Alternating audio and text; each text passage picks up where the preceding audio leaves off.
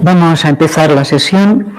Hoy vamos a recitar la plegaria corta al linaje de Vajradhara en castellano y luego el refugio y los inconmensurables en tibetano.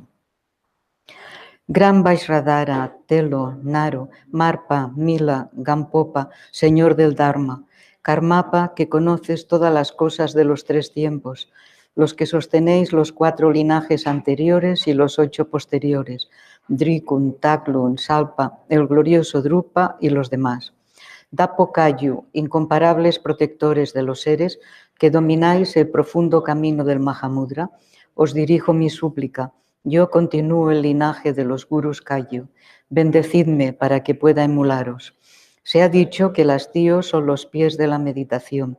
Así, sin apego a la comida o la riqueza, el meditador corta las ataduras a esta vida. Bendecidme para que no me aferre a ganancias y honores. Se ha dicho que la devoción es la cabeza de la meditación. Así, el meditador ruega continuamente al Lama que le abre la puerta del tesoro de las instrucciones esenciales. Bendecidme para que surja en mí la devoción genuina. Que la no distracción es el cuerpo de la meditación. Así, ocurra lo que ocurra, el meditador reposa sin hacer nada en el frescor de la esencia misma del pensamiento. Bendecidme para que esté libre de la idea de algo en que meditar.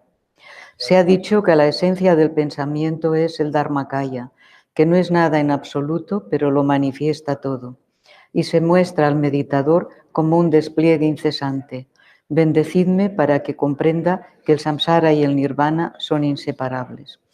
Que en todas mis vidas no me separe de gurús auténticos, disfrute del esplendor del Dharma y perfeccionando las cualidades de los niveles y los caminos, alcance pronto el estado de Vajradhara. Sanje chodang soji chonambla, chanchu partu dani chapsuchi, dagi jinso jipe sonamchi, drola pinchir sanje ruparashu, semchen tamche dewatam, dewe judan demparajuchik, dungal dang dungaji, judan dawarajurchik, dungal mepe dewatam patam, Nidrawara jurchik, nyering chadandang, drawe tanyon chempola, ne parachurachik. Palden sawe lama rimpoche, dagi chiwor pemeden chula. Kadrin chempo gone jezumte, kusuntu chingodrup saltu.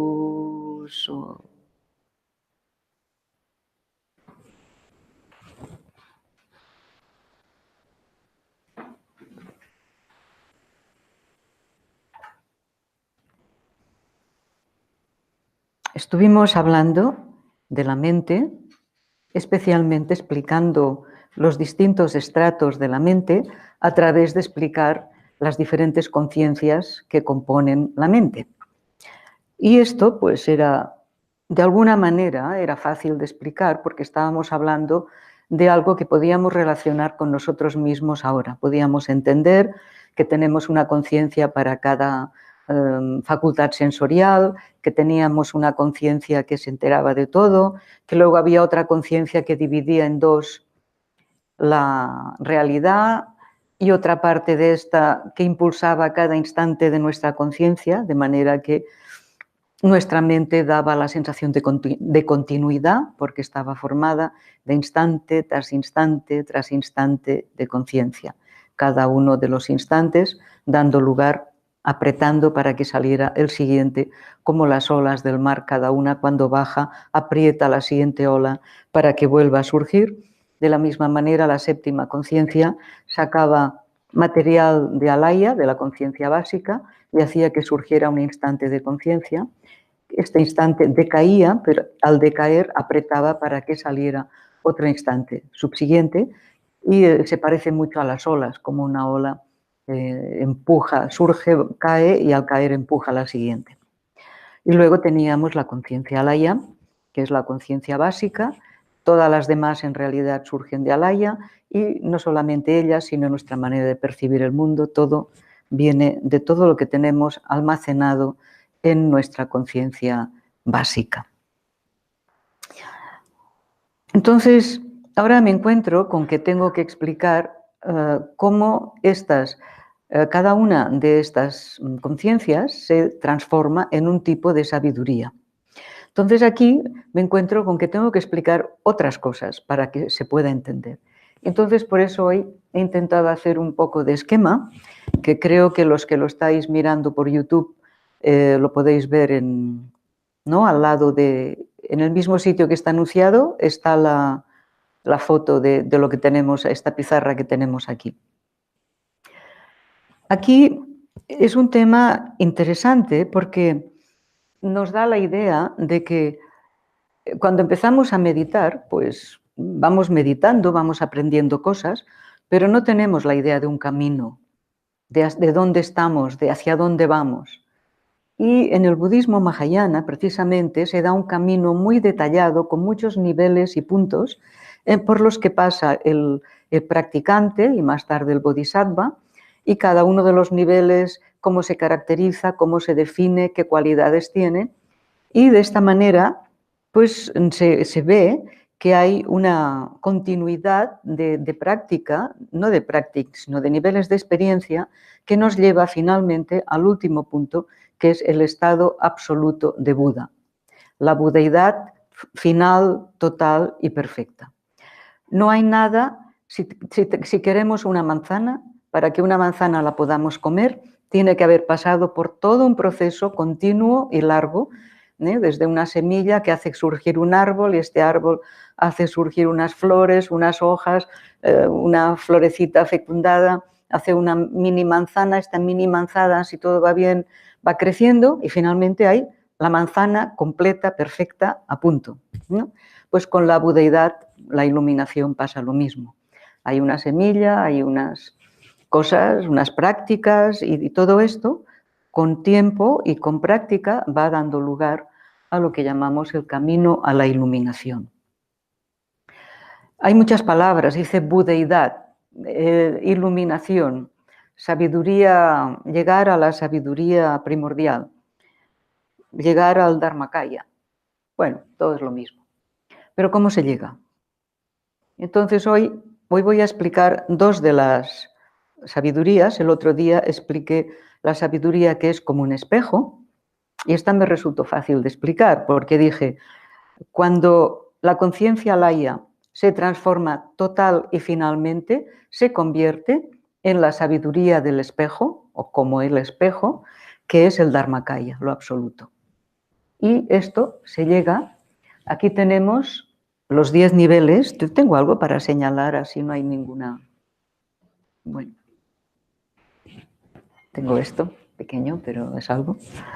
En los 10 niveles de Bodhisattva, o sea, los Bodhisattvas son los que siguen el camino de los Budas. También se les llama los hijos de los Budas, porque el hijo es el que sigue, en teoría, ¿no? Sigue las raíces del padre, sigue los genes o la trayectoria del padre. Entonces, como si Buda fuera el padre de todos y los Bodhisattvas son los que siguen su camino. Los Bodhisattvas pasan, hasta llegar al estado de iluminación, pasan por 10 niveles. El primero, el segundo, el tercero, y estos niveles en sánscrito se les llama bhumis. El primer bhumi, el segundo bhumi, el tercer bhumi. Bhumi quiere decir nivel, sencillamente. Gracias. Entonces, el otro día, cuando explicaba la sabiduría del espejo, me resultó fácil porque dije, aquí, en el 10º nivel, al final de todo el camino del Bodhisattva, al final del 10º nivel, del último, todo alaya, que alaya era lo último que quedaba, queda totalmente transformado por medio de una meditación que se llama el samadhi, que es como un vajra. En algunos sitios lo traducen por la meditación del diamante, pero bueno, un vajra y un diamante no es exactamente lo mismo, pero sea como sea, por una meditación que es total, absoluta, y acaba con todo lo que quedaba. Y entonces, después de este 10º nivel, aquí tendría que ponerse la iluminación.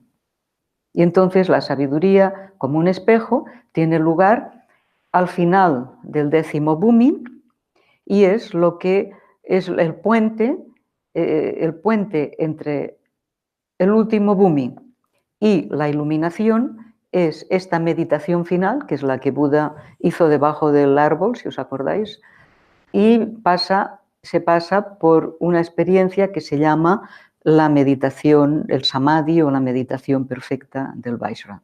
Vajra quiere decir que es indestructible, que nada la puede mover, que es total. Y aquí, pues, después del 10º nivel, es cuando había esta experiencia de la sabiduría primordial, que la llamamos sabiduría del espejo, y esto era más fácil de explicar. Pero hoy nos encontramos con que las dos sabidurías que hoy voy a explicar, la de la ecuanimidad y la del discernimiento, no están aquí al final, sino que están por aquí, por el 8º nivel. Entonces, tengo que explicar los niveles un poco, porque os digo el 8º y no sabéis qué quiere decir el 8º. Entonces, el camino a la iluminación se explica de dos maneras, y por eso os he puesto las dos maneras, por medio de los 5 caminos o por medio de los 10 niveles. Si hablamos de los 10 niveles, sucede que empiezan hablando del primer bhumi, y el primer bhumi para nosotros está un poco lejos. Por tanto, he puesto los 5 caminos porque nosotros podríamos empezar por el camino de la acumulación, es por el que deberíamos empezar, que no es todavía ningún bhumi del Bodhisattva, pero que es el primer paso para llegar a algún sitio. O sea que si ustedes quieren saber de todo esto, ¿dónde están? Pues podrían estar en el primero, en el de la acumulación. Digo podrían, eso cada uno tiene que saberlo, porque la persona que está en el camino de la acumulación es que está totalmente dedicada a practicar, totalmente. Y está acumulando una cantidad de energía positiva y una cantidad de mérito que será lo que lo apretará para ir a los siguientes. Será la gasolina para poder ir llegando a otros estados. Por tanto, este primer camino de la acumulación es importantísimo. Siempre las primeras cosas son muy importantes porque son las que dan lugar a las siguientes. Por tanto, si ustedes quieren seguir y quieren llegar a la iluminación, tienen que empezar por el primer camino, que es el camino de la acumulación. Es donde se estudia, se entiende, se practica, se hacen muchas cosas positivas, se genera mucho mérito, se purifica la mente todo lo que se puede, se hace todo lo que se puede. Entonces, cuando una persona ha estado acumulando mucho mérito y conocimiento y ha hecho mucha práctica y ha sido muy generoso y muy paciente y todo esto, entonces viene otro, que es el segundo camino. No es que haya un momento en que salga aquí, plum, salga el 2, has entrado en el segundo camino. No, no hay ningún sitio que diga esto y no se sabe, pero se podría saber porque el segundo camino se llama confluencia o unión porque es el que hace de puente entre una persona corriente que está haciendo la acumulación y un bodhisattva del primer nivel, que es el camino de la visión. O sea, este segundo es el que está uniendo a una persona corriente con un bodhisattva del primer nivel. O sea que es un paso intermedio y por eso se llama de confluencia o de unión, porque está utilizando todo este mérito que se ha acumulado en el primer camino, lo está utilizando para poder llegar a experimentar la verdadera naturaleza de todas las cosas, la verdadera naturaleza de su mente, para experimentar la vacuidad, que esto sería el tercer nivel, el nivel de la visión. Visión porque por primera vez se ve. Es la sensación de haber estado a oscuras en una habitación durante toda la vida y en el momento del tercer camino, aquí no te sale plim un 3, pero parece ser que te enteras bien de cuando sucede, porque es como haber estado a oscuras durante mucho tiempo y que de repente se abre una cortina, una ventana y entra el sol. Entonces esta experiencia de luz es un buen ejemplo, ¿no? Porque es como haber estado confundido y oscurecido y de repente empiezas a ver la luz, empiezas a ver la realidad, empiezas a entender las cosas tal como son y te das cuenta de lo equivocado que estabas en muchas otras. Y dicen que no hay mayor felicidad que aquí, que el camino de la visión. Los siguientes también son muy felices, pero esta es la primera felicidad y la primera siempre es la más fuerte, la más potente. Entonces, en el segundo camino, el de la confluencia, cada vez la persona que está ya meditando mucho en la confluencia, está la persona meditando mucho. O sea, ha generado ya mucho mérito, ha comprendido muy bien el Dharma y aquí en el segundo camino está practicando mucha meditación. Y en la meditación que está practicando cada vez está entendiendo más y cada vez se está acercando más, incluso tiene vislumbres de la verdadera naturaleza, tiene vislumbres de la visión. También se divide en 4, el nivel de la confluencia tiene varios estratos. Hay uno que se llama el calor, porque dice que es como cuando tú tienes frío y hay fuego allí encendido y te vas acercando al fuego, vas empezando a notar un calorcillo. Aquí, en este de la confluencia, es como cuando te estás acercando a la verdad de las cosas y empiezas a notar que te estás acercando a la verdad, como cuando te acercas al fuego. Y luego, el último momento de este segundo punto se le llama el momento más alto, más álgido de la existencia mundana, porque es el último momento del samsara. Porque en cuanto el bodhisattva tiene la experiencia del tercer camino, del camino de la visión, aquí se ha terminado el samsara, tal como lo conocemos. Se ha terminado y a la vez está en el primer nivel del bodhisattva. O sea que cuando decimos el camino de la visión o cuando decimos el primer nivel de bodhisattva o el primer bhumi, estamos refiriéndonos a lo mismo. Son dos maneras diferentes, depende de si hablas de caminos o si hablas de bhumis, pero es el mismo momento. El bodhisattva en el camino de la visión percibe la realidad de las cosas tal como son, entiende su naturaleza vacía, entiende la naturaleza de su mente, lo experimenta en meditación y por tanto tiene una felicidad tan grande de ver, de entender, y a partir de aquí entonces viene el siguiente camino, el cuarto, que es el camino del cultivo. Camino del cultivo lo que quiere decir es cultivar lo que se ha entendido en el camino de la visión. Camino de la visión es el primer momento, pero no es la iluminación. Hay una especie de iluminación, pero no es la iluminación de Buda. Y entonces lo que en meditación se experimenta como algo increíble, hay que seguir con ello y seguir con ello para hacerlo estable, que no sean momentos de meditación. Y además, cuando no se medita, no está la mente en este estado, está en lo que llamamos la post-meditación. O sea que el bodhisattva que está tan contento aquí en la visión y el primer nivel, que es como casi como si fuera Buda, pero anda que no le falta nada para llegar a Buda. Entonces, el camino del cultivo, que empieza desde el primer nivel al segundo, tercero, cuarto, quinto, sexto, séptimo, octavo, noveno y décimo, poco a poco, se va afianzando en la experiencia meditativa y a la vez va purificando su mente. De manera que, aquí tenéis apuntado, del primer nivel al séptimo se le llama los niveles impuros. Para nosotros son superpuros, pero para ellos todavía son impuros. Y del octavo al décimo se le llama niveles puros.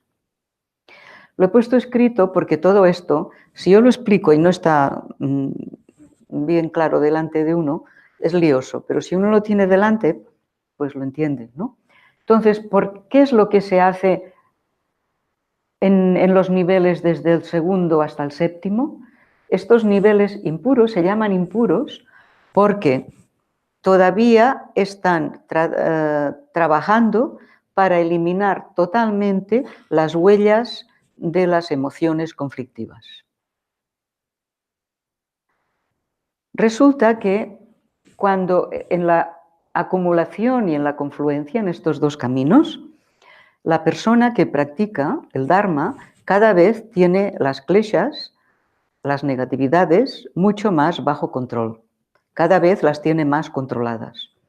De manera que en el tercer punto de la visión, en el que uno ve las cosas como son, entonces pues ya las tiene controladas del todo, ¿vale?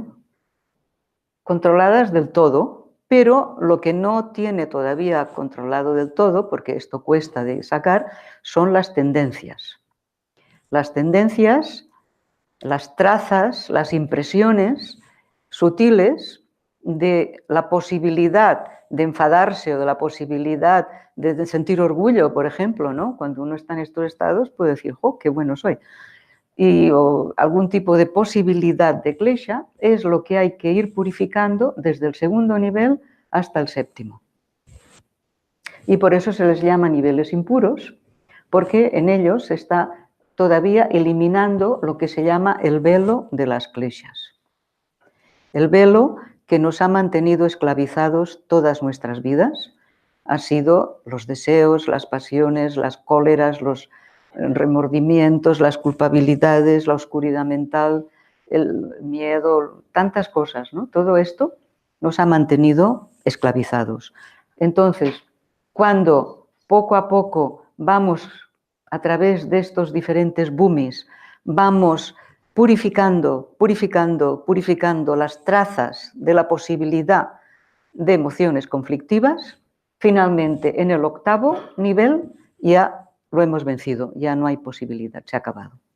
Por eso se les llama niveles puros, porque el octavo ya es diferente. El octavo es de lo que vamos a hablar hoy. El octavo es donde nos encontramos que surgen estas dos sabidurías que vamos a hablar hoy, la sabiduría de la ecuanimidad y la sabiduría del discernimiento, surgen en este octavo nivel. Y todos estos niveles se llaman de cultivo porque hemos ido cultivando, no solamente hemos ido sacando las impurezas que quedaban de las kleshas, sino que además hemos ido cultivando aquella meditación en la que experimentamos la verdad, sobre todo, la hemos ido haciendo más estable y que ocupe nuestra mente en todo momento. Y por tanto, al llegar al octavo nivel, la mente del Bodhisattva del octavo nivel es inimaginable. Para nosotros sería un Buda, aunque para él sería muy lejos, pero para nosotros sería como un Buda, porque los poderes que tiene son increíbles. Tenéis que pensar, esto en enero vamos a empezar a hablar, porque veo que hay muchas personas que no tienen una idea clara de todo lo que es el budismo Mahayana. Entonces en enero vamos a empezar a hablar del Lamrim o del libro de Gampopa, empezando de cero y explicando todo. Y esto viene casi al final del libro, a la explicación de todo lo que pasa, ¿no? Pero adelantaros solo para que entendáis, cuando el Bodhisattva llega al camino de la visión, que es el primer bhumi, que en otras palabras es como las personas que llegan al Dewachen, sabéis que hay personas que trabajan toda la vida para el momento de la muerte poder estar en la tierra pura de Amitabha, que se llama Sukhavati o Dewachen, y aquello también es el final del samsara, por tanto es el primer bhumi.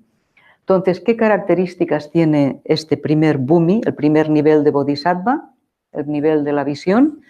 Pues la persona que llega a este nivel, el Bodhisattva que llega a este nivel, ya no tiene karma, apenas queda nada de karma y por tanto no tiene que volver a renacer en ningún mundo de una manera kármica, sino si quiere puede renacer para ayudar a los seres, pero no porque el karma lo impulse. De la misma manera tiene la capacidad de a cada momento, dicen, crear 100 emanaciones de sí mismo que pueden aparecer en un planeta o en donde sea, y no solamente como persona, sino como animal, sino como una inspiración de alguien, unas palabras de alguien, de muchas maneras para poder ayudar a los seres. O sea que tiene una capacidad en el primer nivel de ayudar a los seres muy grande porque tiene un tipo, la mente ya se ha ampliado tanto porque ha roto todas las cadenas que tenía y por tanto tiene la capacidad de poder ver a 100 Budas y recibir enseñanzas de 100 Budas y poder emanar de 100 maneras diferentes para ayudar a los seres. Y cosas así de 100 en 100. Pero en el segundo nivel es de 1000 en 1000. Lo mismo, pero de 1000 en 1000. Y en el tercer nivel, de 10.000 en 10.000. Y así un cero más por cada uno. Es una manera de decirlo. Que las capacidades de cada uno de los niveles pues se van ampliando. Cada vez hay más capacidad. Bien. Y entonces el quinto camino es la perfección, que el quinto camino ya sería al final la iluminación, que ya no es un camino. También se le llama el camino de no más meditación, porque no hace falta meditar más. Entonces vamos a hablar un poco de la sabiduría de la ecuanimidad. Hay otros lugares que lo traducen como la sabiduría de la unidad. ¿Unidad dicen? Creo que sí. Yo pongo ecuanimidad. Luego, la sabiduría tampoco es una palabra muy correcta, pero la vamos a usar para entendernos, porque sabiduría da la impresión de que hay alguien que sabe algo. Y aquí no nos estamos refiriendo a alguien que sepa cosas. Hay otra palabra que muchas personas están usando, que es la palabra gnosis. Gnosis tiene una cualidad religiosa, porque viene de alguna religión, pero sin embargo la definición de gnosis es un conocimiento absoluto, ¿cómo se llama? Que no es conceptual, intuitivo, un conocimiento absoluto intuitivo. Por tanto, la palabra gnosis probablemente fuera la más adecuada. Entonces diríamos la gnosis de la ecuanimidad. Entonces, a vuestro gusto, sabiduría o gnosis. La cuestión es entender a qué nos referimos. Bien, de las conciencias que teníamos que transformar y que se van transformando por medio de todos estos caminos y estos niveles, la que hay que transformar para llegar a esta sabiduría de la ecuanimidad es la séptima conciencia. Y dentro de la séptima conciencia, la parte que llamábamos la conciencia contaminante, porque era la que contaminaba cada instante de nuestra experiencia. Y en cada instante de nuestra experiencia, yo experimento, yo no, hay taza, ¿no? Taza. Y mi conciencia visual le dice a mi conciencia mental, taza. Pero entonces, mi conciencia mental dice, taza, se da cuenta. Pero inmediatamente la parte contaminante de la séptima le dice, no, yo y taza, yo veo taza. O sea que esta parte que contamina toda experiencia porque divide la percepción de la realidad en dos, es la conciencia séptima contaminante. Entonces, esta séptima contaminante, mientras está ahí, contaminando cada instante de nuestras vidas, a medida que la vamos purificando, da lugar o deja que aparezca la sabiduría de la ecuanimidad, que es todo lo contrario, porque la ecuanimidad precisamente es en no diferenciar, sino que es en ver la igualdad de todas las cosas. Y por tanto, cuando está la sabiduría de la igualdad, ha vencido a esta séptima contaminante que para ella todo es desigual, ¿no? Lo desiguala todo. Esta mente contaminada o perturbada lo que hace es que cuando percibe a Laia la toma por un ente, por un individuo, y este es el problema. Como esta séptima conciencia es el vínculo o el puente entre la conciencia del fondo, que es Alaya, con la conciencia mental, entonces al mirar hacia Alaya, al conectarse con Alaya y ver que allí hay algo, dice, eso es algo, eso soy yo. Y entonces le dice a la sexta, yo, hay un yo. Y la sexta dice, claro, yo. O sea que al notar, al tener esta relación de continuidad con Alaya, desarrolla la noción de yo. Y al desarrollar la noción de yo, viene la confusión que da la noción de yo, porque da una confusión. Y esta confusión también da el apego al yo. Es que yo soy yo, a mí que no me hagan enfadar. Y el orgullo del yo soy mejor que nadie. O sea que tenemos la noción de yo, la confusión del yo, el apego al yo y el orgullo del yo. Todo eso. O sea que en todo momento está acompañada por estas 4 perturbaciones que ofuscan la liberación y que no dejan que pueda surgir esta sabiduría de la igualdad o de la ecuanimidad.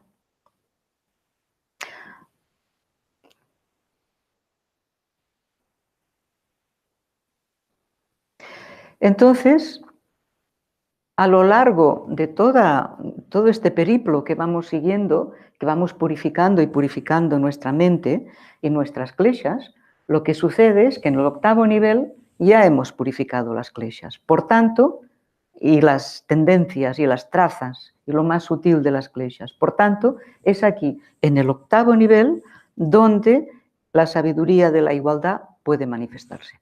Y lo hace. Se manifiesta ahí. ¿Y cómo se manifiesta?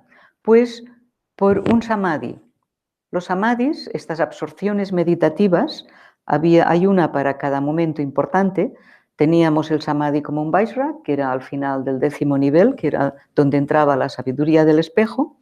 Y aquí, para esta sabiduría de la ecuanimidad, tenemos el samadhi heroico como un león. Samadhi heroico como un león, en el 8º nivel, es el que vence finalmente esta dualidad. O sea que hasta aquí ha habido idea todavía de dualidad. Deja de estar la mente, o la persona, deja de estar contaminada por la impureza de la confusión y aquí se obtiene la gnosis de la igualdad. O sea que esta 7ª conciencia, que es la que lo confunde todo porque tiene este sutil apego al yo, aquí en la 8ª conciencia, en el 8º nivel, lo que hace es transformarla y lo hace a través del samadhi sin miedo, samadhi que es como un león. ¿Por qué dice eso del samadhi sin miedo como un león? Lo dice porque cuando estamos agarrados a la idea de yo, el estar agarrados a la idea de yo es miedo constante, temor constante. Tanto es así que si vamos por la calle tranquilamente y alguien nos tira una piedrecita, ¿qué hacemos? ¿No? O vamos por un sitio y alguien nos grita, enseguida saltamos, ¿no? Enseguida hay un momento de temor por cualquier pequeña cosa. O viene un mosquito, así, mosquito, ¿no? O vemos un palo, una serpiente. El temor, la probabilidad del temor está ahí siempre, todo el tiempo. ¿Por qué? Porque hay un yo y al yo hay que protegerlo. Esta idea de proteger este yo tan vulnerable que no sabemos ni lo que es, pero que está por ahí, hace que seamos unos cobardes rematados, totales. Y aquí, como hemos trascendido la idea, o sea, aquí es la sabiduría de la igualdad o de la ecuanimidad. Aquí ya no tenemos idea de yo y los otros, ni idea de lo bueno y lo malo, ni idea de lo bonito y lo feo, ni de personas malas y personas buenas, ni budas. Aquí podemos ver la igualdad de todo. Por tanto, el yo ya no está y todo se ve parejo, todo se ve igual. Por tanto, hay una felicidad enorme, un amor increíble, un amor y una compasión total, porque ya no hay diferencias de yo te quiero a ti ahora y ahora te quiero a este otro, porque se ve, se contempla, se siente la mente de todos los demás seres con la de uno mismo y por lo tanto el amor es inconmensurable, ¿no? Era un inconmensurable amor.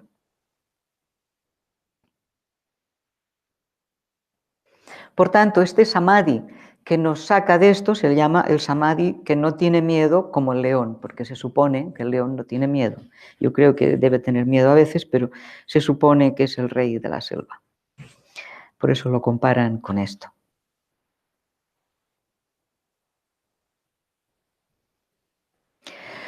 Hasta que no llegamos a este octavo nivel y pasamos por esta experiencia de este samadhi del no miedo, hasta entonces todavía hay trazas de emociones negativas. A partir de entonces se han acabado.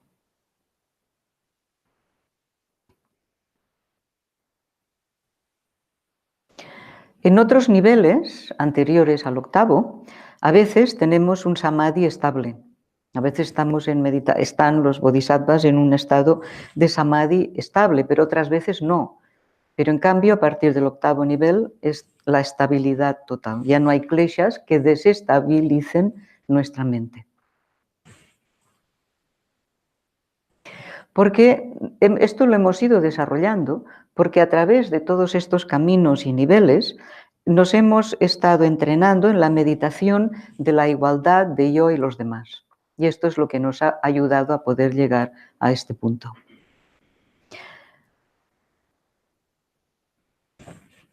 ¿Y qué es lo máximo de igualdad a lo que uno puede llegar?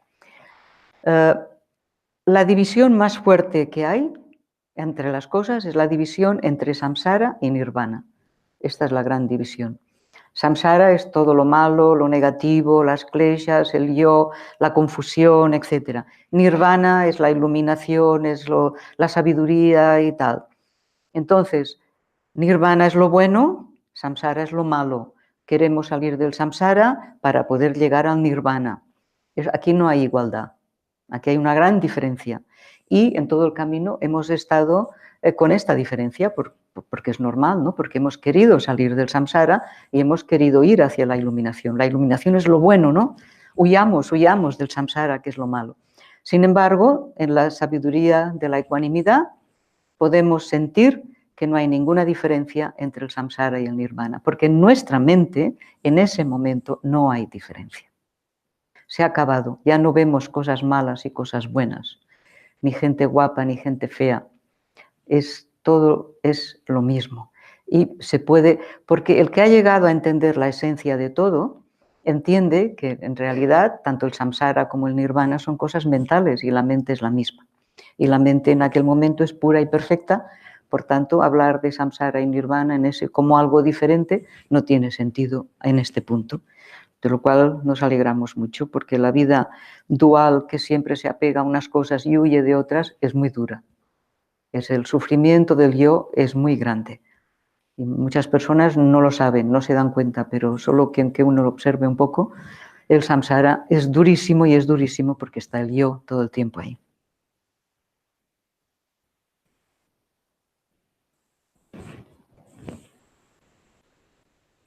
O sea que las emociones negativas que se van eliminando dentro de los 5 caminos de la meditación, en el primero de ellos, en el de la acumulación, y en el segundo, el de la confluencia, las emociones quedan bajo control. O sea, la gente nota que está en esos caminos porque notan que cada vez tienen más controladas las emociones negativas. ¿Y esto qué quiere decir? Pensemos un momento, ¿por qué están más controladas las emociones negativas? ¿Porque las tenemos agarradas así férreamente? ¿O porque nuestro sentimiento de ego va decreciendo? ¿Qué os parece?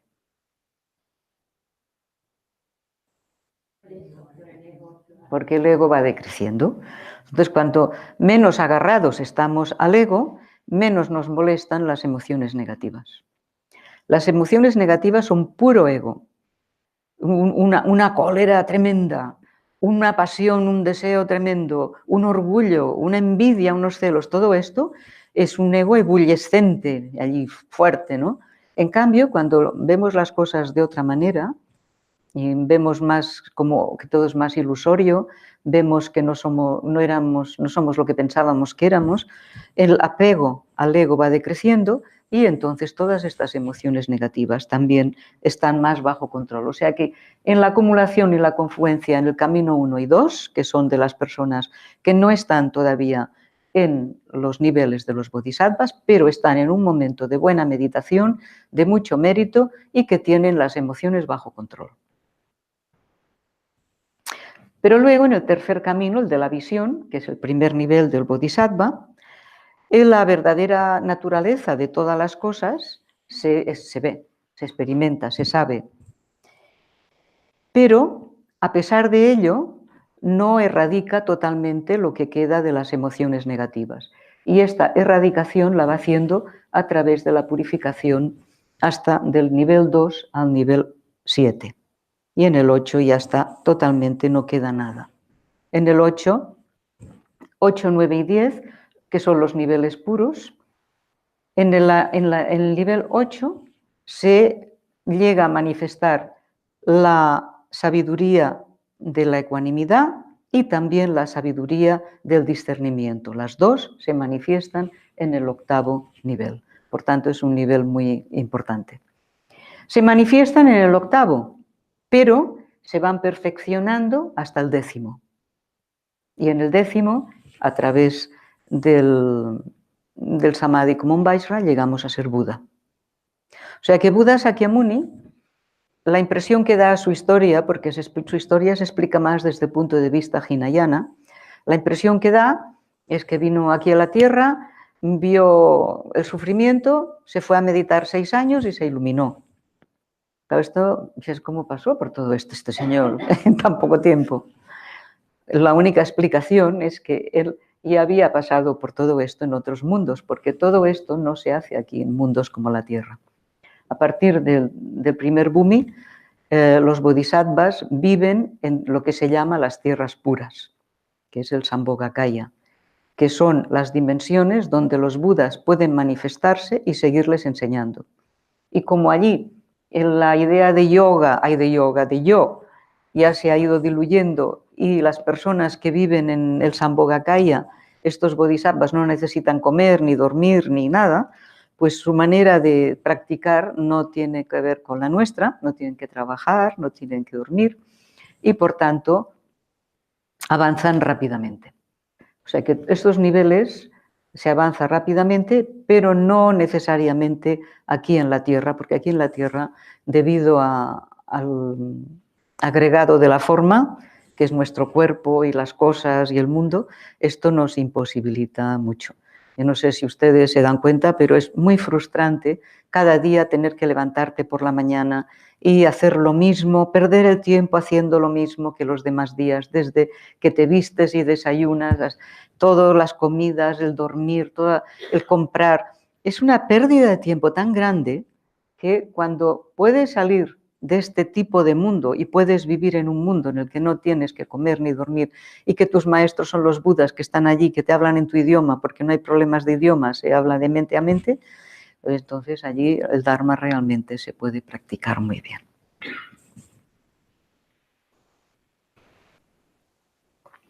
Para llegar a este primer Bhumi, a la fase de la visión, se pasa por el último de los momentos de confluencia, que se llama el pico de la existencia, el plano mundano más elevado. Y desde aquí es cuando se logra la visión directa de la verdadera naturaleza de la realidad. Y a partir de aquí es donde se va cultivando. Primero se cultiva eliminar las kleshas y luego se cultiva eliminar el velo cognitivo. El velo cognitivo es más sutil, por eso se va sacando al final, porque son los puntos de vista que tenemos equivocados, los conceptos, las ideas, y todo esto hay que irlo puliendo para poder realmente llegar a la sabiduría del espejo y a la iluminación.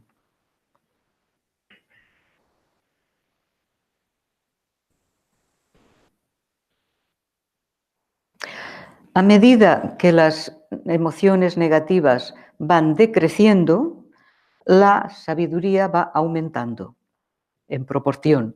¿Por qué? Pues porque las emociones negativas están cubriendo la sabiduría. No es que la sabiduría venga de allí, es que está, pero el velo de las emociones conflictivas no deja que se note, que se viva. A medida que se van haciendo más débiles las emociones conflictivas, las sabidurías se van manifestando más. O sea que a lo largo de todo el camino Cada vez surge más sabiduría, más sabiduría. Y esto, muchos de vosotros a veces venís a verme y me lo decís. Me decís, he estado practicando todo este tiempo y ahora noto que entiendo muchas más cosas y veo la vida de otra manera. Esto quiere decir que allá un poco de sabiduría se está desarrollando. O sea que con la práctica y la acumulación cada vez iremos desarrollando más y más sabiduría hasta llegar a un momento en que será un golpe definitivo, ¿no? Estos samadhis son fuertísimos, tienen la capacidad de cortar totalmente, necesitamos un buen corte. Estos samadhis que se dan allí son un corte fantástico que nos deja en una posición total, como si hubiéramos saltado un puente.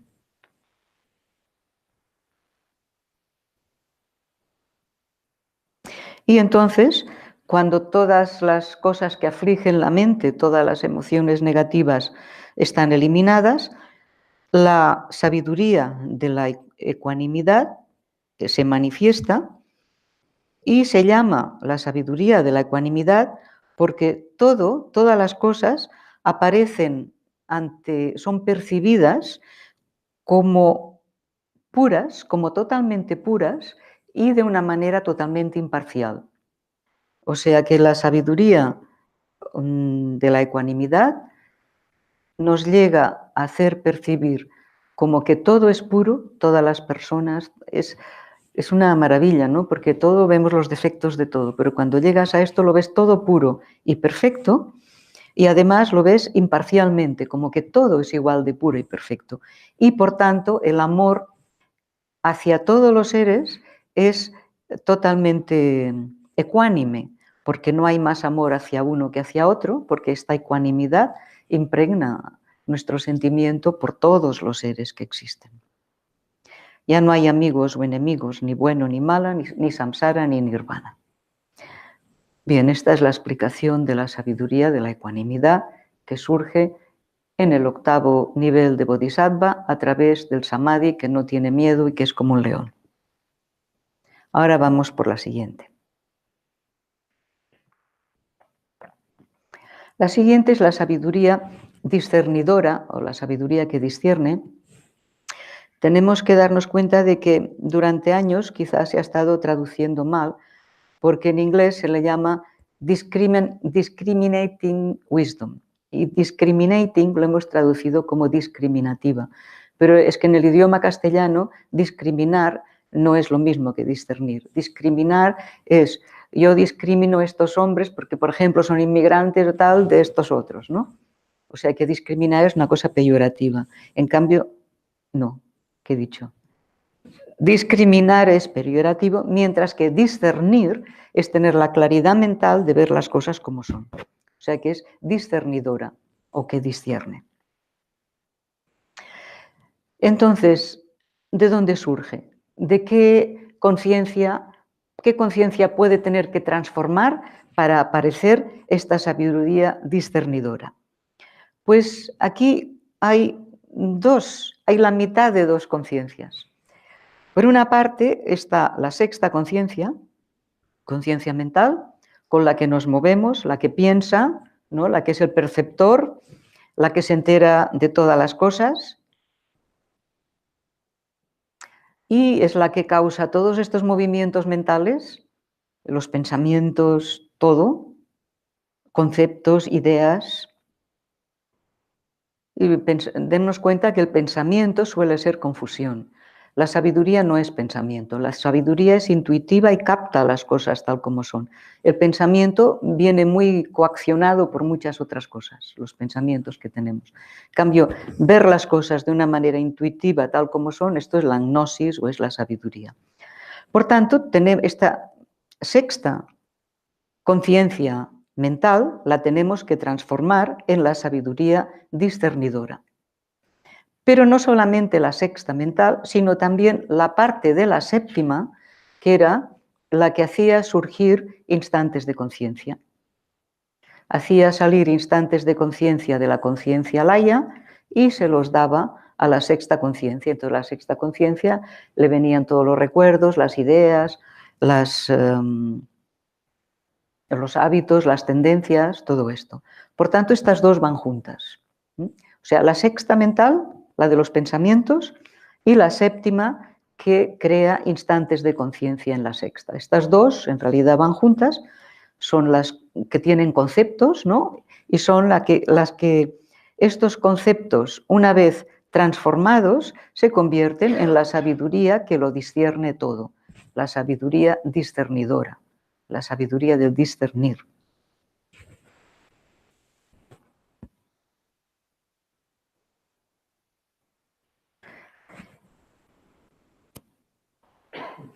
El pensamiento siempre es confusión porque no ve la realidad tal como es.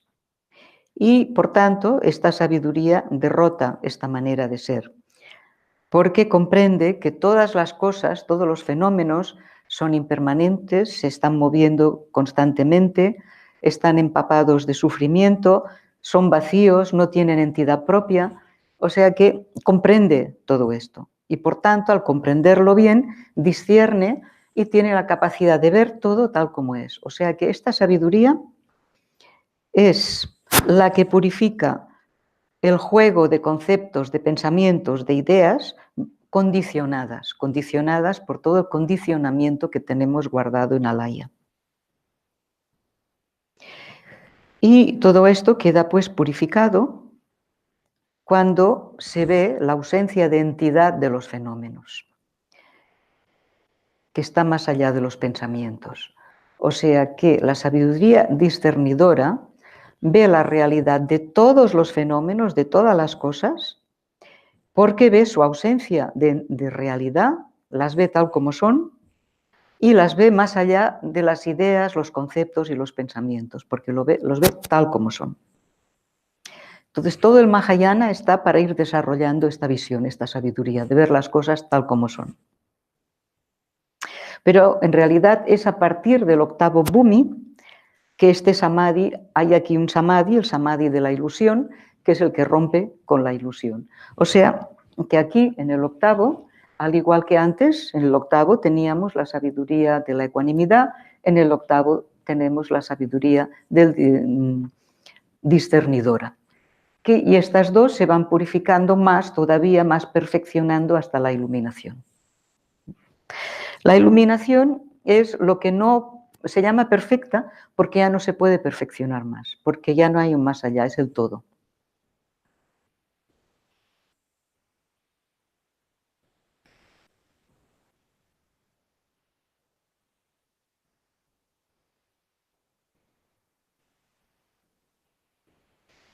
Durante todo este camino, ¿qué hemos estado haciendo? Durante los caminos, incluso antes del camino de la acumulación, en el camino cero, ¿qué es lo que teníamos ya? Teníamos algo. Teníamos la esencia de Buda, el potencial de Buda. Y utilizando todos estos caminos, andando estos caminos, llegando a estos bhumis, lo que vamos haciendo es sencillamente destapando y destapando nuestra naturaleza pura de Buda, nuestra verdadera naturaleza. O sea que en realidad lo que hacemos es muy simple, pero como que somos muy complicados, nos cuesta irnos deshaciendo de esto, ya necesitamos un samadhi por aquí, un samadhi por allá, pero en realidad es ir desarrollando, purificando, destapando nuestra perfecta naturaleza de Buda. Entonces el que llega a destaparla del todo y llega a verla tal como es, se llama Buda. Buda es la única diferencia entre Buda y nosotros es que él sabe que es Buda y nosotros no lo sabemos, que lo somos.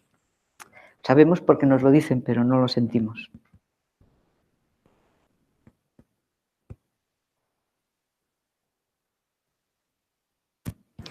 Esta mente, esta sexta conciencia que la hemos transformado en la sabiduría discernidora, es esta que la vemos muy bien cuando meditamos. Es esa vocecilla que nos sentamos a meditar, estamos quietos y queremos estar en paz, y hay una vocecilla ahí que no nos deja estar en paz, que nos va comentando todo. Fíjate lo que pasó ayer, ahora haré esto y tal, y va hablando, ella va hablando sola, ¿no? Esta es la que se transforma en la discernidora, porque a ella le gusta mucho discernir las cosas, pero lo hace mal. Pero luego, cuando es sabiduría, entonces discierne bien.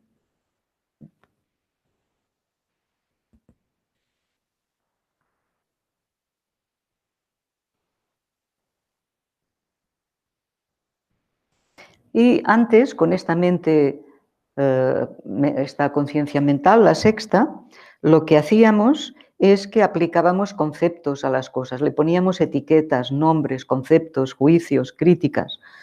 Y ahora, en este momento, cuando ya no hay percepción dualista, entonces todo cambia. Entonces se tiene una percepción totalmente diferente.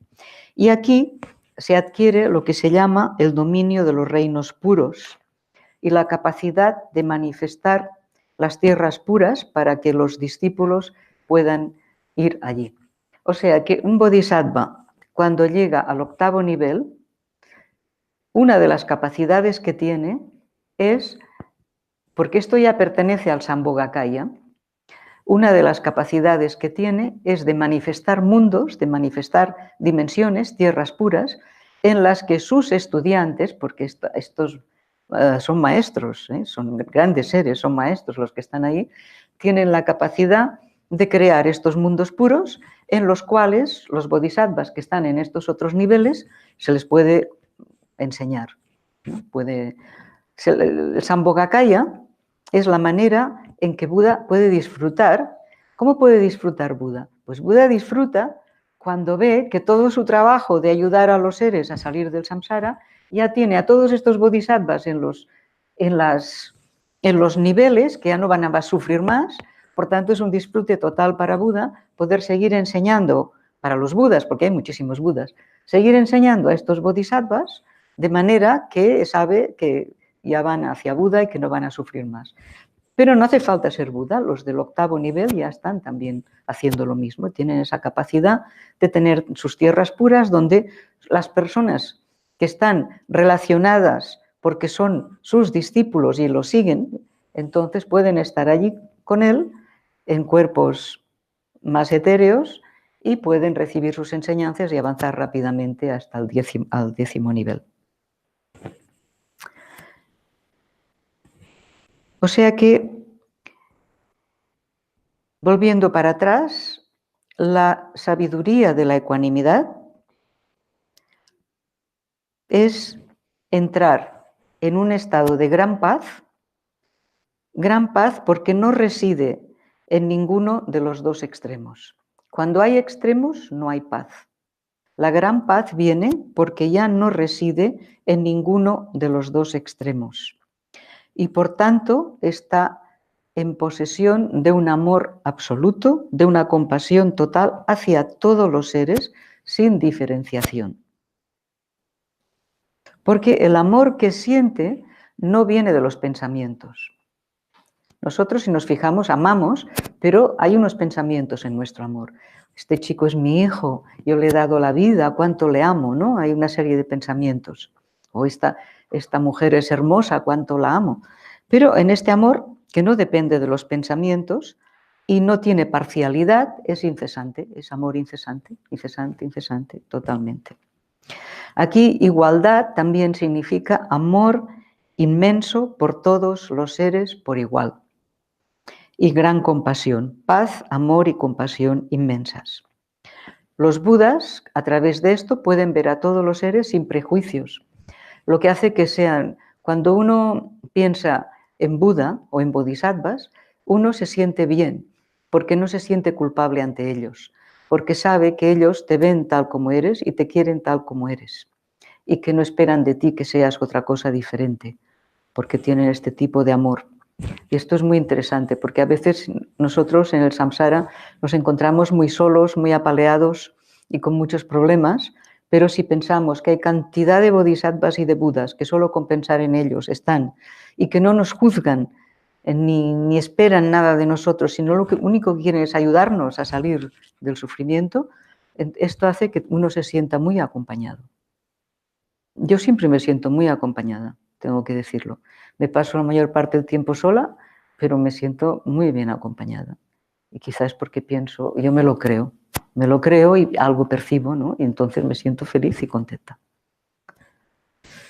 Además, aunque no percibiera, pues tengo la gran suerte de ver a bodhisattvas de niveles ya octavos, novenos o décimos o budas, como son Karmapa, por ejemplo. Karmapa, para los que siguen a Karmapa, es un Buda. Si está en el 10º nivel o es un Buda, no lo sé. Algunos dicen que es que debe estar en el 10º, que por eso viene. Y tenemos a Taisitupa, que es otro tanto, y yo he tenido un maestro grandísimo, Akon Rinpoche, que ahora no está entre nosotros. Por tanto, para mí, esta energía, esta fuerza, esta sabiduría, este amor de los bodhisattvas en estos niveles es evidente y está ahí.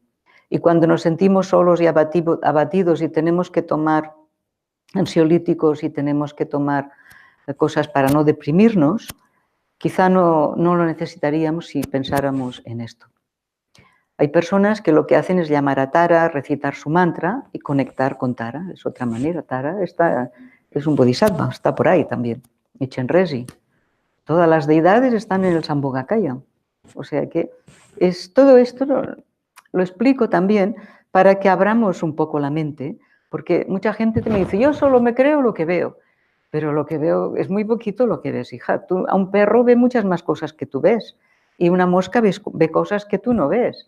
¿Cómo puedes decir solo creo lo que veo? Porque lo que tienes que pensar es que ves muy poco y que quizá deberías ampliar tu visión.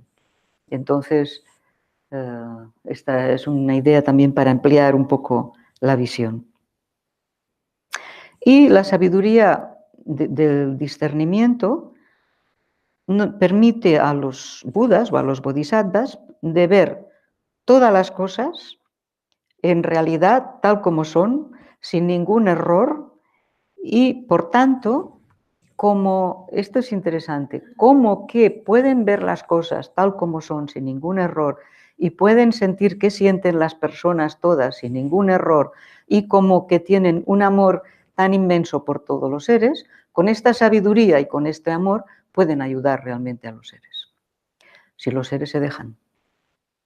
Por eso, si uno se lo cree un poco, entonces le pueden ayudar, ¿no? Porque cuando te lo crees, invocas y rezar, ¿no? Rezar, llamar, es invocar estas energías para que vengan y te ayuden. Estas energías están siempre ahí. Es muy curioso las personas que no han rezado nunca en la vida y que están en una situación en que los van a matar o algo así, y dicen, oh, yo no sé rezar, pero rezo como sea, porque hay una necesidad de rezar, ¿no? Y rezar es abrir un poco la mente para poder contactar con estratos superiores, con seres superiores que están ahí. Están, y yo siempre me quejo de que tenemos muy pocos en carne y huesos, y les digo, me enfado y les digo que ya está bien.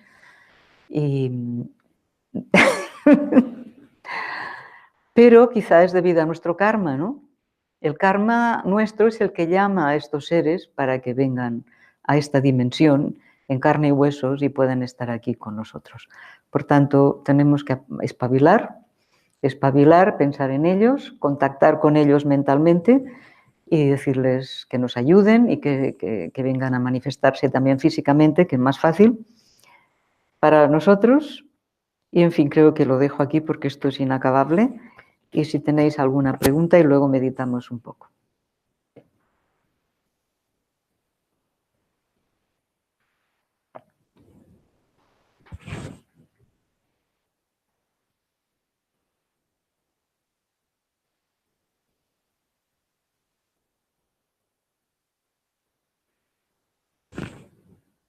Estupendo. ¿No hay preguntas? Bien. Vamos a meditar. Una pregunta, va, una.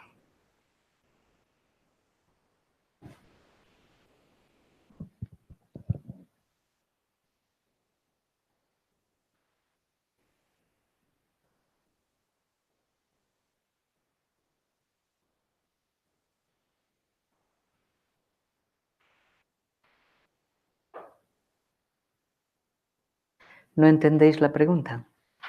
Pues entonces...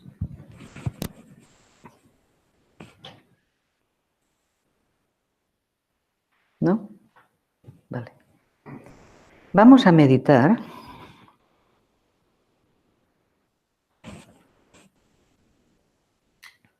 Porque es meditando donde podemos contemplar la mente y ver si todas estas cosas las podemos ver o no. Por ejemplo, es muy interesante ver el yo hay que verlo el yo. El yo no es una cosa con forma, no es una bolita con lacitos azules o algo así. El yo es una sensación. Y una cosa que os quiero decir es probad con la técnica que sepáis, ¿no? Una que es muy buena es seguir la respiración, incluso la mejor es seguir la expiración, o concentrarse en una bola de luz en el entrecejo, pero sea como sea, llegar a un punto en el cual estemos totalmente involucrados en la meditación, totalmente en el presente, en esa meditación que estemos haciendo, la que sea, que estemos ahí totalmente. Y entonces, en ese momento, mirar a ver si hay sensación de yo o no. Y luego os lo pregunto. O sea, llegar a un momento de meditación un poco bien, y bien porque estáis en el momento presente, y ahí en ese momento presente de meditación, entonces tenéis que notar si ahí hay un fuerte sentimiento de yo o no lo hay.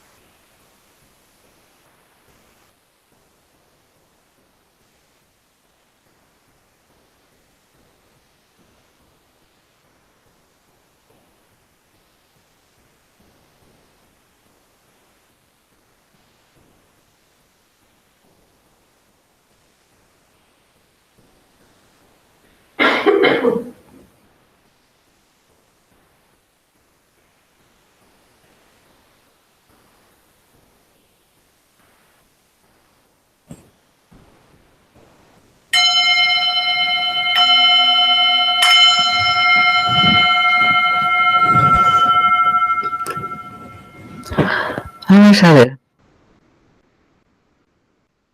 Cuando estamos meditando, por ejemplo, estamos siguiendo la respiración y realmente la estamos siguiendo y estamos en ello.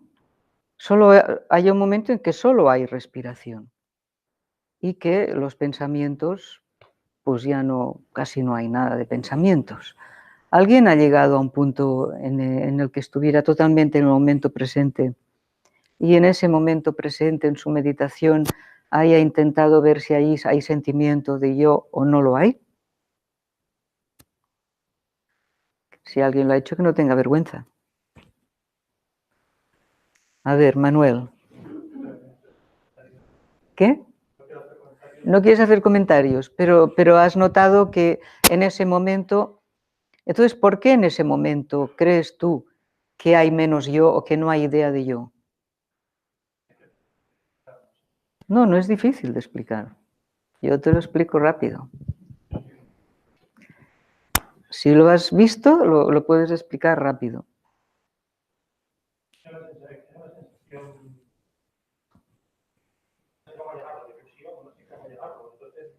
No, hay otra cosa. ¿El qué? ¿Dónde están esos pensamientos, ese yo realmente?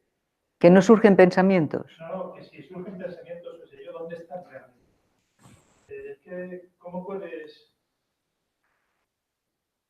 surgir algo cuando realmente no está ahí? No sé cómo decirlo. Es que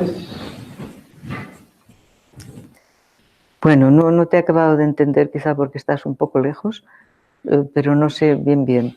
Pero vamos a pensarlo. ¿Había otras manos? A ver, Manuela. Los pensamientos y encuentras... Mira, coge el micro, sí. Cuando se paran los pensamientos, se pueden parar en algún momento, es como un descanso. Yo lo que noto es que hay un descanso. Yo ya le doy el nombre de descanso, pero es... Hay un descanso cuando la mente está... Es como descansas, no sientes el cuerpo ni nada. Pero es un descanso así como cuando estás muy relajado, No. ¿o es un descanso mental? Un descanso de darte cuenta que está pasando, pero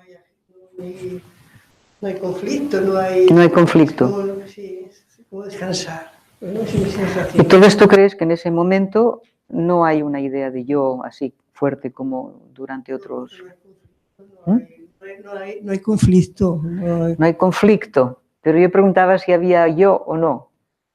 Yo no me lo he preguntado, solamente he visto que relax, que descanso, ¿no? Vale. Pues, Es que el yo no se encuentra. Coge. El yo no se encuentra, no está. Bueno, lo que me ha sucedido ha sido preguntarme en dónde están los huesos, en el pensamiento, en la piel, no está en ningún sitio. Es que no existe. Hay una sensación de que todo eso es una fantasía. No se encuentra en ningún sitio. No está, yo no lo he encontrado. Vale, sí, pero la pregunta que yo he hecho no era exactamente buscar dónde estaba el yo. La pregunta era, en el momento en que estás totalmente siguiendo la respiración, en ese momento, ¿tienes sensación tú de haber un yo o no tienes ninguna sensación de esto? La pregunta era esta, no era de buscar. No hay sensación, para mí no hay sensación. No hay sensación cuando estás... ¿Por qué? ¿Por qué? ¿Qué? ¿Cómo estar? Despierto. ¿Y tú qué dices? Fue un momento muy corto porque luego volvieron pensamiento y ya otra vez. Pero como que solo la experiencia ya está. No sé, no sin pensamiento, sin solo sensación. Hay una experiencia y no hay pensamientos. Eso es lo que has dicho, ¿no? Sí. Hay una experiencia y no hay pensamientos. ¿Y queréis que os diga una cosa? La idea de yo surge de los pensamientos. Cuando no estás pensando, que estás siguiendo la respiración, allí no hay idea de yo porque no hay un pensamiento. Lo que liga a a ti con el yo es el pensamiento, precisamente. Si no hay pensamientos, no digo que no haya la tendencia inconsciente, estoy hablando de lo consciente en aquel momento. La tendencia, la idea de yo estoy meditando, a mí me está yendo bien la meditación, o qué mal me está yendo a mí la meditación, o estas cosas que hay yo. En ese momento que estás totalmente relajado y eres la respiración, ni siquiera piensas yo estoy respirando, sino que solo hay respiración, entra, sale, tú no te preguntas nada. Entonces hay unos momentos que sí que son de descanso, ¿no? Y en los cuales, al no haber pensamientos, no notas la sensación de yo, porque el yo va ligado a los pensamientos. Y esto me gustaría que lo vierais, porque es muy profundo lo que os acabo de decir, y no todo el mundo lo sabe. Así que os he hecho un regalo, aprovecharlo.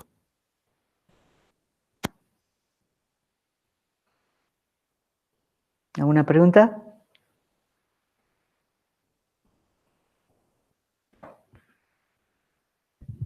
Yo es como esta última chica que ha hablado, también ha sido como en un instante, o sea, como, pero me di cuenta después, es como que en un instante, pero como que estás tan relajada, tan como parece como que no existe nada, pero es como yo que sé, una chispa, pero y luego después ya inmediatamente ya la mente vuelve a moverse. Es lo que he notado, ¿no? Así, pero nada, es como yo que sé, unos segundos. La técnica de respiración es muy buena, porque cuando te vas metiendo en ella y solamente la sigues, especialmente seguir la exhalación, y no te preguntas nada más, ni estás pretendiendo meditar bien, ni nada, simplemente sigues el aire, pues es muy buena porque llegas a un punto muy fácil y puede durar mucho rato, no un instante, en el cual tú estás en el momento presente porque tú eres respiración.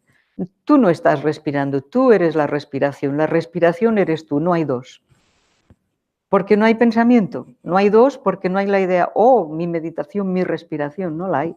Simplemente hay respiración. Probarlo, tenéis que meditar en casa. Para entender todas estas cosas hay que meditar. Si queremos, ahora que sabemos que hay un camino, vamos a ponernos en marcha, ¿no?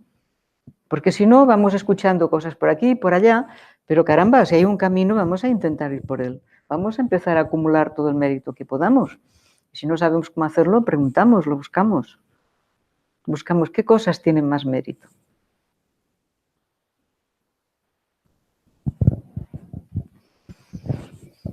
Bueno, pues muy bien. El lunes...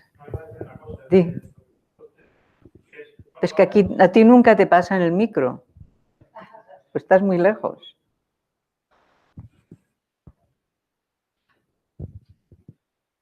Lo que pasa es que a veces da una sensación un poco de... ¿Se oye? Sí, ¿no? A veces da una sensación, cuando se medita, da una sensación un poco a veces de miedo, vamos a llamarlo así, o cuando no se medita da la sensación de miedo, cuando se medita da la sensación de miedo. Por ejemplo, esto que le comentaba antes, de que no ubicas pensamientos y eso mismo, si no hay, ¿no? ¿El qué? Que cuando se está haciendo algo, dice que yo decía, antes le decía yo, cuando no ubica uno el pensamiento, si realmente dónde está, ¿no? Pero cuando lleva rato meditando y por decirlo de alguna forma también se vuelve a la conciencia, uno se asusta un poco porque a veces que no respira uno y dices, oye, que me ahogo, ¿no? O que es que ¿dónde está el pensamiento? Y después te das cuenta que da un poco de... Cuando te vuelve un poco consciente, te asusta un poco. No te he entendido, porque además no... A mí me gustaría cuando hacemos clases, si os pudierais acercar un poco, sería un poco más agradable. Hay gente que les gusta ponerse muy lejos y a mí aquí esto me reverbera y no entiendo bien lo que me estás diciendo y como no lo capto exactamente no te puedo responder bien. O sea que si te quieres acercar más y decírmelo, bien, y si no lo dejamos. Que te lo voy a ir mal desde aquí, que tienes que acercarte más. Sí. Pues claro, con 2 metros más ya te oigo. Hay veces que uno está meditando y se asusta porque cuando vuelve un poco en sí, se da cuenta que a lo mejor no respira o que a lo mejor tal vez... Vale, ahora te entiendo, vale. Cuando uno vuelve entonces, venga, ¡pum! Dices, oye, vale. ¿qué pasa esto? A ver si me va a pasar algo. Vale. Bueno, esto pasa, sí. Pasa cuando estás tan en el momento presente, entonces lo que pasa es que dejas de respirar. Y entonces, cuando te das cuenta, dices, pues estoy respirando. Y bueno, pues entonces entendemos a que los buenos meditadores no les pasa solo un momento así, sino que pueden estar tranquilamente sin respirar mucho tiempo. Ya, pero la mente analítica dice que si no respira uno... Sí, pero si fuera verdad, y has estado sin respirar durante varios momentos y te sientes perfectamente bien, es que es posible vivir sin respirar, porque hay otra manera de canalizar la energía, sí, que no es la que utilizamos normalmente. Ah, bueno, es que no estamos pretendiendo no respirar. De momento es algo que te sucede. Ah. A mí me dicen que si no respiro me ahogo. Pero no es verdad. No. No es verdad, porque hay mucha gente que mantiene la respiración mucho rato y no se mueren, al contrario. Inconscientemente, porque si eres consciente. Conscientemente. Ya, pero que si eres consciente de que no respiras, enseguida viene la mente que alerta, ¿no? Bueno, entonces tienes que irte acostumbrando a respirar. Pero aquí no hemos tratado nada de respiraciones ni nada. Lo único que decimos es que a veces, cuando estamos meditando y estamos concentrados, a veces cesa la respiración durante un tiempo, unos segundos, y luego nos damos cuenta y volvemos a respirar.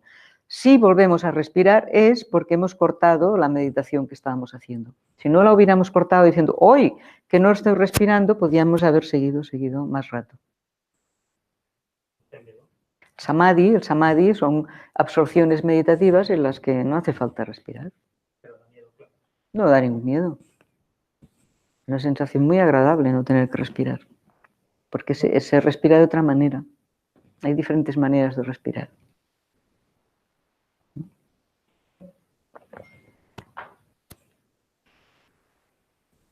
Yo solo quería hacer un pequeño comentario a lo que está diciendo él, que es como lo que no soy médico, pero no te puedes morir de no respirar. O sea, incluso aunque quisieras, tienes una parte del cerebro que no te deja. O sea, si tú dices, bueno, me voy a suicidar y voy a dejar de respirar ahora mismo y así me muero. No puedes. No, el cerebro no te deja morirte así. Entonces, para que no te creas que te puedes morir meditando. O sea, te ha dicho, no te preocupes que no te vas a morir por no respirar, porque el cerebro te obligará a que respires, ya está. Y si tú estás meditando y no respiras y el cerebro no dice nada, es porque todo está bien. Porque el cerebro se quejaría muy rápido.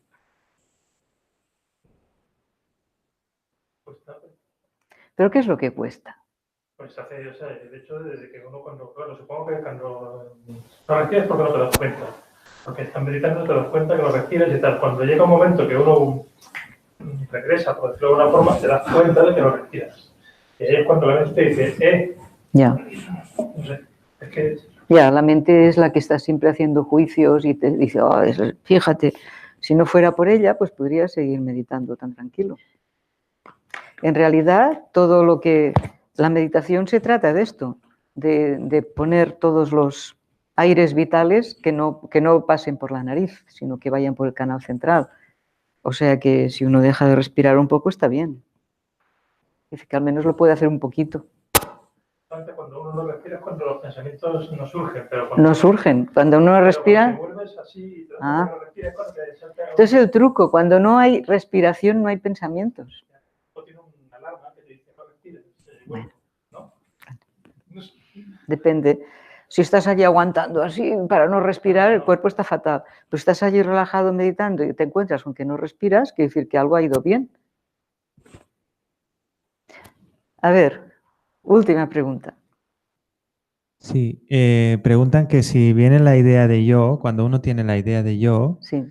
Si pensar en que es la séptima conciencia que está confundida, ¿es un error o es bueno hacer este pensamiento? No, es un poco un error, porque lo que hace la séptima conciencia es que hace que en cada situación de nuestra vida, momento a momento, siempre haya la idea de que hay separación entre uno y lo otro.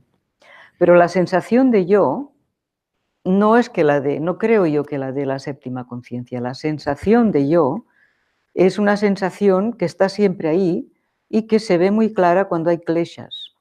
Cuando hay emociones negativas, el que quiera ver el yo es el mejor momento para observarlo. Porque a pesar de que en todos los momentos de nuestra vida está la séptima conciencia dividiendo la realidad en dos, pero cuando realmente el yo se ve es cuando hay emociones negativas, cuando hay orgullo, cuando hay resentimiento, cuando te sientes herido, cuando quieres algo y no lo puedes alcanzar. Entonces es cuando se siente, incluso físicamente se siente el yo como algo fuerte, que no es físico, pero es la idea, el concepto que nosotros tenemos de yo se hace tan fuerte que a veces se nota como físico, pero es el concepto, es mental. O sea, es un montaje mental que nos hemos hecho cada uno de nosotros y desde la infancia nos han ayudado, porque además nos hace falta, si no, no sabríamos vivir, pero que cuando ya somos mayores hemos de seguir utilizando nuestra personalidad, nuestro yo, pero decreciendo el apego a este yo, el apego a esta sensación de yo, que no nos importe si nos dicen que somos guapos o feos, o listos o tontos, entonces quiere decir que el yo está bien, no estamos apegados al yo. El yo lo utilizamos para la vida, porque tenemos un nombre, porque nos obliga a la vida, ¿no? Pero la manera en que utilizamos este yo, esa es la diferencia. Si no estamos apegados a él, no sufrimos y tenemos la mente mucho más clara, porque el hecho de seguir la sensación de yo ofusca la mente. Cuando te enfadas por algo porque está amenazando una parte de tu yo, estás totalmente ofuscado. Cuando deseas algo porque es tan atractivo que lo quiere tu yo, estás ofuscado. O sea, el yo ofusca. Cuanto más clara tienes la mente, menos yo tienes. Y cuanto menos piensas, cuanto menos pensamientos hay, menos yo hay. Va junto. Y cuando no respiras, lo mismo. ¿Por qué? Porque la respiración es el prana y la mente está en el prana. Están vinculados. Por tanto, cuando la mente fluye, cuando fluye el movimiento continuo del aire, continuamente fluyen los pensamientos, todo continuo mental va dando vueltas. Cuando paramos la respiración, aunque sé que la estemos aguantando medio minuto, nos damos cuenta de qué fácil es tener la mente sin pensamientos o con muy pocos, porque no está moviendo, es el viento del prana, es el que vuela y el que sopla y el que hace mover, el que remueve todo el contenido de alaya, empiezan a salir pensamientos, venga y venga y venga. Cuando para el prana, entonces para el movimiento de los pensamientos y entonces podemos contemplar la mente y entender qué es la mente, cuál es su verdadera naturaleza. O sea que podéis probar mantener un poco de aire siempre aquí abajo en la barriga y respirar poquito por arriba, va muy bien. Pero hoy se nos hace tarde y si queréis otro día seguimos con esto. Vamos a dedicar el mérito.